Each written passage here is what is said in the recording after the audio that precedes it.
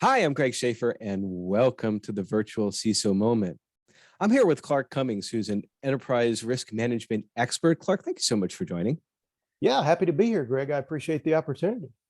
So I know I've known you for quite some time, but would love to hear a little bit about your background. And before starting, I wanted to emphasize to the folks here is that I'm really excited about this episode because this is going to dovetail a little bit InfoSec and enterprise risk management, which of course we always talk about InfoSec being really a risk management issue, more so a business and less a techie. So yeah, tell a little bit about yourself.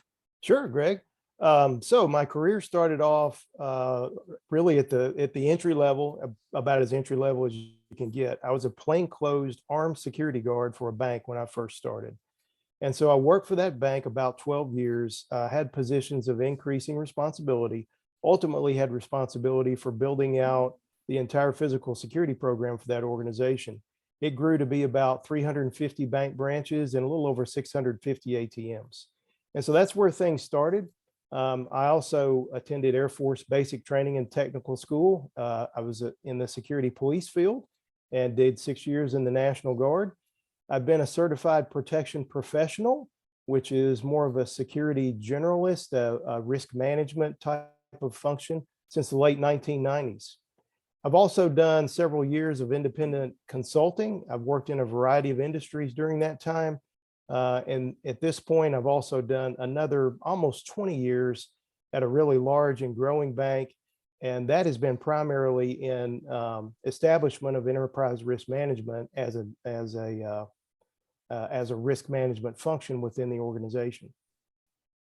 Awesome. Well, first of all, thank you for your service. I'm also prior Air Force. I was one of those who worked on the planes, and I know that on the flight line there was always like this big sign here that says, something like deadly force is authorized if Yes, you're not supposed to be there. So I was always very, very cognizant to make sure I had my tag there because you would be one of the ones that would come out and slam me to the ground and all that, right? That's exactly right. We did that, but I assure you, I never used deadly force. Very good.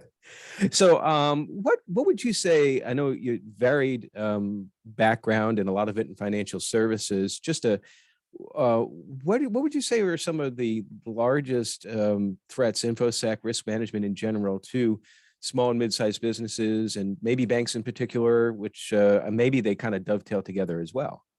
Yeah, Greg, I would say that there's a lot of commonality in the kinds of risks that organizations face. And yeah, there's a big difference in the amount of resource that an organization can bring to bear depending on the size they are. But candidly, we're all fighting the same fights in a lot of ways. And so one of the things I talk about pretty frequently is something that I call, and I've coined this phrase and probably wasn't the first one to say it, but I call it a risk collision. And risk collision. I love it. It's like yeah. I almost can see like the beginning of Rocky IV with the two gloves coming together. Bam, that's right. That's the way this thing starts. And a lot of times, unfortunately, that's the way a major risk event comes together and feels like it falls apart. And so we can take an example there, and I believe probably from folks who've listened to this podcast before, they're pretty aware of some of the risks that are out there in the environment. So there's malicious software, and one of those elements is called ransomware. And with ransomware, we find that bad guys get inside the organization. They essentially lock everything down. So the organization comes to a screeching halt. They have no ability to access their data, to use their systems. And that's a really big problem. And so what these guys are looking for is money, and typically in the form of Bitcoin. And so what we have first off in that situation, and it could happen to any organization, is that A, you have a ransomware problem, and so you're locked down. B, you have a fraud problem because these individuals want typically quite a bit of money from you in order to give you the keys to unlock your own kingdom. And what we find a lot of times is that they've already looked around inside the organization. And in some cases, they've even identified insurance documents, and they understand if you have cyber coverage, how much coverage you have and how likely they are actually to get paid based on the insurance coverage. The other thing that you have, unfortunately, at the moment when this happens is a business continuity or business resilience event.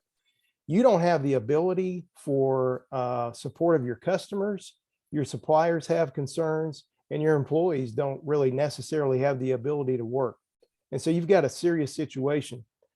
Unfortunately, too, that also reveals that you've got a pretty serious condition with respect to your reputation. You know, for Mm. all of us individually and as businesses, the reputation is really everything. And so what we find is that folks are trying to survive financially.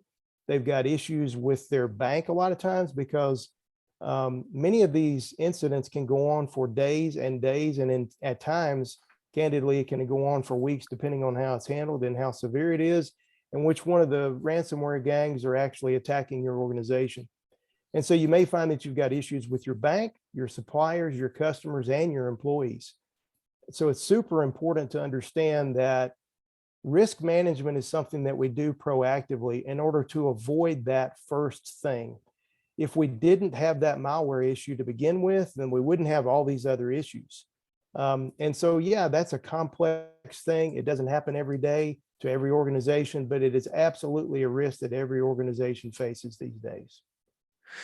Well, those are really good points there. And one that I picked up on, and we talked about this a little bit on last week's episode as well, too, is around cyber insurance. And a lot of times we talk about what kind of coverage that you need. And I've counseled several organizations doing some quantitative risk analysis to try to get an idea of cost exposure. But you brought up a really good point that I don't think many people think about, and that is when a bad actor infiltrates an infrastructure, they very much likely could know what your coverage is, and then they adjust their rates, if you will, accordingly. Right. I mean, I think that's a wonderful way to conduct business, is like try to understand, well, what's the budget first? I know there's so many times in my career when I've dealt with vendors, and one of the first things they'd ask is like, well, what's your budget? And I'm thinking, no, we're doing this the wrong way. Right. But that's an excellent point, as well as all of the other risks associated with ransomware, in particularly in areas like business continuity and fraud.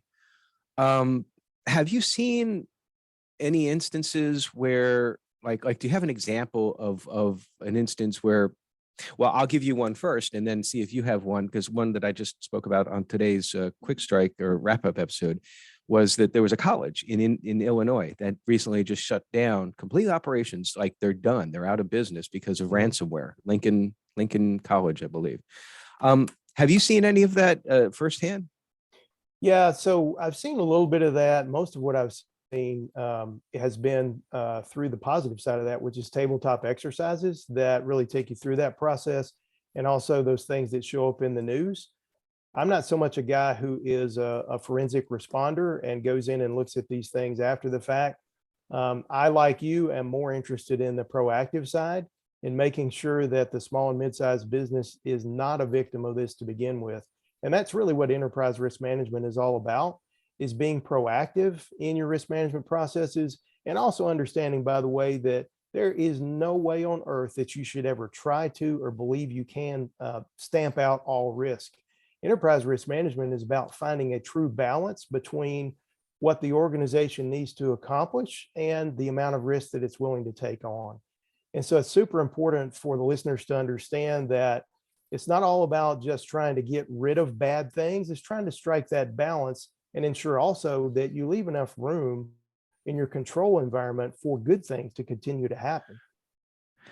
I'm fascinated by the interconnectivity between cybersecurity and enterprise risk management. And I know, having spent some time in banking myself, that was actually a point in my career where I really began to understand that interrelationship. Now, I'm going to ask you a question that I don't remember, and I don't mean to put you on the spot. You might not remember, but if I'm going back into the dark reaches of my mind, in financial services, they generally track, I think, 8 risks. And I know, like, there's compliance, liquidity, there's operational, where I think InfoSec falls under, but and maybe reputational is another one. But those are the only 4 off the top of my head that I can rattle off.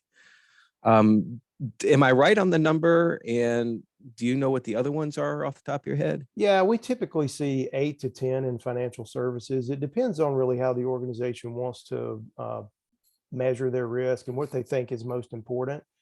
And I won't get these all off the top of my head because you've taken me back a little ways too. But it starts off I'm with, sorry. no, that's okay. It starts off with what we've just been talking about, Greg, and that is reputation. So Mhm. reputation is always number one in my mind. Without your reputation, you got nothing else, right? Because if people don't trust you, then you're not going to be in business very long. So you begin with reputation, and then from there you look at strategic risk, your ability to react to the market, to bring to the market the proper products and services at the right time, at the right cost, and so forth. And then within financial services, we start to go into the more financially oriented risks. So there is credit, of course, because in financial services, credit risk is the biggest risk you'll face otherwise, because that's really what financial services companies do. Mhm. And then from there, we go to interest rate, liquidity, and price risk. And those are the kind of on the financial side of the ledger. And on the non-financial side, as you indicated, operational risk is a big one. And a lot of times we'll see that organizations will go into operational risk and break that down because it's a large and complex and it's a pretty gray area. So it's all about things that that are related to people and processes and systems and external events. So it's not something as contained as like credit risk. We know what credit risk is. Banks and credit unions have been dealing with credit risk for decades. They understand it. But in operational risk, you break that down a lot of times because there's two really big things that are going on in today's environment. And one is the cyber risk. And we've talked quite a bit about that today. The other one that you often find broken out is third-party risk management, Mm. because and we look back at a lot of the penetration and data issues that we've had in the past where folks have gotten in, for example, and stole massive amounts of credit card data, or they've gotten in and distributed malware and so forth. And a lot of times you see that the path into a large organization is through its service providers. So it's super important to make sure you're paying attention to those service providers as part of your overall cyber and enterprise risk management program. And then, of course, yes, compliance risk is a big one as well. And so those are some of the major risk categories that you see in financial services. When you get over to something that's more a small or mid-sized business, let's say it's retail or it's manufacturing, then they're really going to focus on the big ones. It's going to be strategic, reputational, and then what's going on inside operational risks. They don't have so much those credit-related risks that financial services do. But depending on the firm and depending on the actual industry that they're in, there are risk categories that you can go into and break down. It's going to be specific to industry. And then it's always super important to understand exactly how that business runs, what they consider to be risks and what they don't. And a lot of times we'll see that that is also relative to the systems and infrastructure that they have in place. If you got a lot of stuff in-house, you've got one set of risks. If you outsource pretty much everything, you're on the cloud and so forth, then you still have risk, but it's just a different kind. And that outsourcing is something which has recently become a boiled up to the top, if you will. CISA this past week had put out a memo, notification, what have you, about needing the critical need to make sure that you're effectively managing your managed service providers. So you often think, so third-party risk, sometimes you think, well, okay, what is, well, in banking core, for example, if you outsource your core, that's third-party risk right there to an extent. But for managed service providers, a lot of times small businesses don't really see that as a third-party risk because they're thinking, well, they should be taking care of this stuff, and they automatically assume. Right. And apparently it hasn't been the case. And now the bad guys are going after MSPs a lot more than they used to beforehand in the past. So lots of opportunity for risk collision there. I think I'm gonna steal that from you. I hope I don't have to pay any sort of royalties on that. But so there's obviously a lot of issues out there, a lot of problems. What would you think would be some really pragmatic advice for small, mid-sized businesses to help mitigate some of these risks? Yeah. So, Greg, I would say the first thing a small to mid-sized business wants to do is get a high level risk assessment to understand what your environment looks like from a risk perspective. And we can talk maybe in just a minute about key risk indicators versus key performance indicators. Mm-hmm. Leaders of small and mid-sized businesses, I have no doubt, are paying attention to their KPIs, but we'll talk about KRIs in just a minute. So start with that risk assessment at a high level. Look across your organization at all these risk categories, at the way you do business. It's not really necessary to drill down super deep or even to spend a lot of time and money doing this. You just want to have a high level view of what's going on inside your organization. So that's step one. Step two, based on that and based on your business philosophy, you want to establish for the organization, what is your appetite for risk? And so, listen, like we said before, it's not practical at all to try and stamp out all risk. That's not what enterprise risk management is all about. The goal here is to strike a balance between the amount of risk that you're willing to take and the amount of reward that you're looking for. And so if folks inside your organization don't understand exactly what that balance is, then they're not going to execute against your priorities and your expectations. And so it's entirely possible that folks are taking too much risk in some areas, but also too little. And if they're not taking enough risk, then you may not be getting the return that you're really looking for. And so those are the two places that I would start. From there, you'll start to drill in and understand, based on that risk appetite, okay, what do I do next? Well, the next thing you do is communicate to the organization exactly what your appetite is and what your expectations are. Mm-hmm. And yes, it takes some time. By the way, this is a very long process, right? You don't jump in and do this in 2 months or 6 months. This can be a years-long process. You don't get in a hurry. You want to make sure you take the time, that you do it right. The other thing to understand is that anything in risk management is going to be super dynamic, right? And so everything about the risk environment changes, but also your organization changes throughout time. And so it's super important to make sure that you're taking into consideration what's going on in the outside environment, what's going on inside your company, and what your goals are. And so now you've got your risk appetite statement, you've conveyed it to your employees. The next thing you want to do is actually implement some basic training, some periodic training, not just one time, but make sure you come back periodically and talk to your employees or associates about what that means.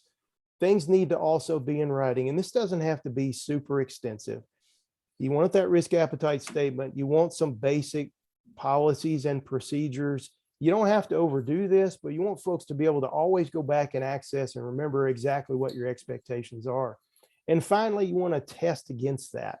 And so I'm sure you guys have talked on prior podcasts about all kinds of testing that you can do from an InfoSec perspective, but you can also do tabletop exercises for business continuity and for information security events.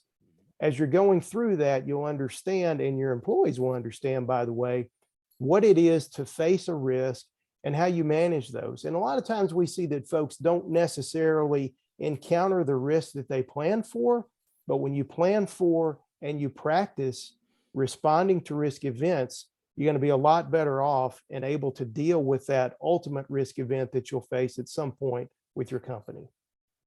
So you mentioned key risk indicators. I know that that's something that a lot of times organizations they look more about the performance of the company, because that's where the money comes in, right?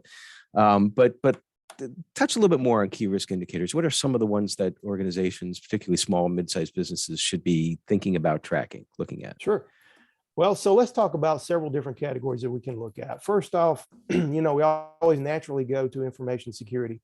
And by the way, from my perspective as kind of a broad ERM practitioner, I would come back and say, if I had to pick one risk category that's the most disturbing, it is cyber and information security, hands down, every single time in today's environment. I have been referred to as the most disturbing before. I totally understand that. And I may have even thank you. I appreciate that.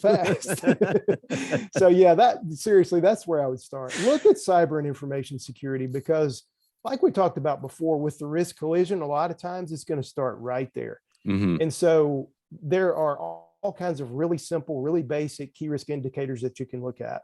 You can look at the amount of spam that's coming in your organization. You can look at the amount of phishing emails that are getting through. Do you have folks that are clicking on phishing emails? Do you have folks that are giving up credentials?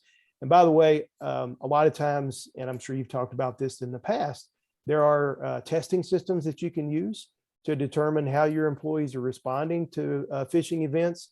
And so I would start right there with everything InfoSec. From there, you can look at business continuity events or business resilience events and think about what are some of the key things that we need there. Have we put together a written program? Have we conveyed that to everyone? Have we done a walkthrough to make sure what we're talking about is actually going to work?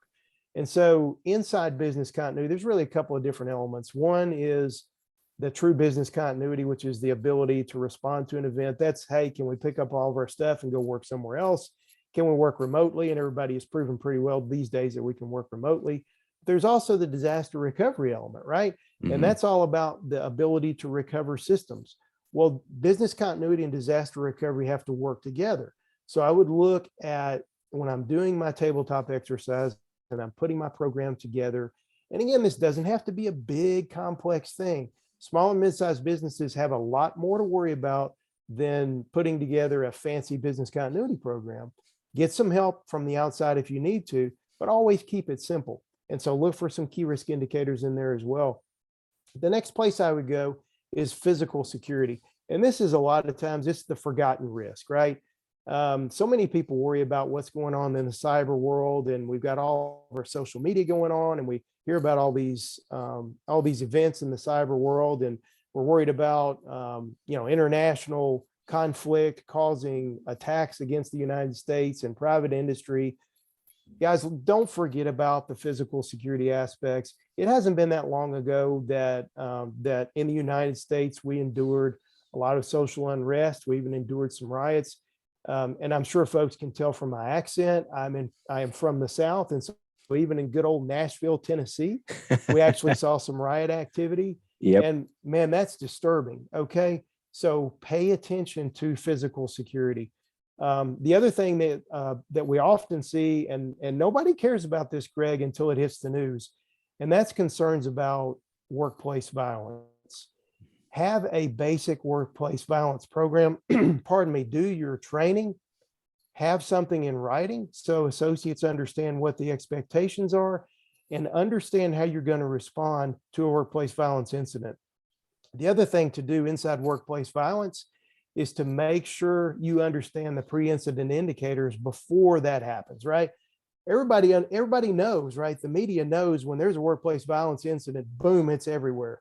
You don't want to be the company that has that occur. You want to understand as folks are starting to get a little bit unstable, they're starting to have issues at home, they're starting to have issues at work. You want to understand what those pre-incident indicators look like and be able to work your way into the process and intervene before something really bad happens for everybody's benefit, including someone who may have some kind of incident. And I know I've gone off on a little bit of a tangent here. Those aren't necessarily KRIs, but I'll just tell you, Greg, for me, it always starts with protecting the individual. My career has always been around, and candidly, I'll just tell you, I was a crime victim when I was a young boy, 9 years old. And that's probably what really set me on this career path. And so my emphasis is always number one on protecting employees. So let's protect the people first. And I see a lot of times that there's no way really to separate what goes on in the workplace versus what happens in your personal life. And apologies again for going off on this tangent, but what we see a lot of times is that the personal life makes its way into the workplace. Yeah. And so you may have an angry spouse who's going to cause a problem for your organization. You don't want that to happen. And so from a workplace violence perspective, pay attention to those kinds of things. I've talked too much, so ask me another question. Well, we're just about out of time, but this is a very stressful field, InfoSec, and I imagine expanding it to enterprise risk management can be very stressful as well too, because these are all these things you have to find a way to turn yourself off from it and get away from it. And so, what's like one thing that you do to take yourself away from the stress of the job, the duties and risk management, all of that? What's one thing that you like to do?